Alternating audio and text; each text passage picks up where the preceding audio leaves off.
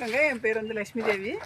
இது வந்து திருநெல்வேலி மாவட்டம் அம்பாசமுத்திரம். பார்த்தீங்கன்னா இன்னைக்கு அறுவடை பண்ணிக்கிறது இது வந்து தேங்காய்ப்பூ சம்பா அப்படிங்கிற ரகம்.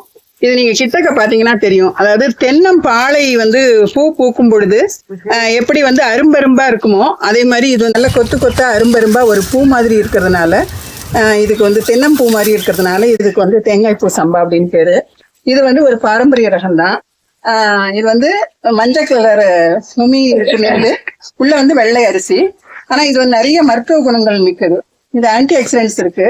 அதே மாதிரி பாத்தீங்கன்னா வந்து ஈஸியா வந்து செரிமானத்தை வந்து தூண்டி ஒரு மலச்சிக்கலை வந்து தடுக்கக்கூடிய அரிசி.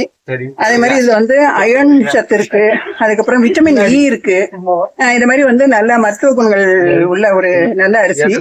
இது குழந்தைகளுக்கும் அதே மாதிரி பெரியவங்களுக்கும் இந்த வயசானவங்களுக்கும் சாப்பிடலாம். எளிதில் செரிமானம் ஆகக்கூடியதுங்கிறதுனால வயசானவங்களுக்கும் இதை சாப்பிடலாம்.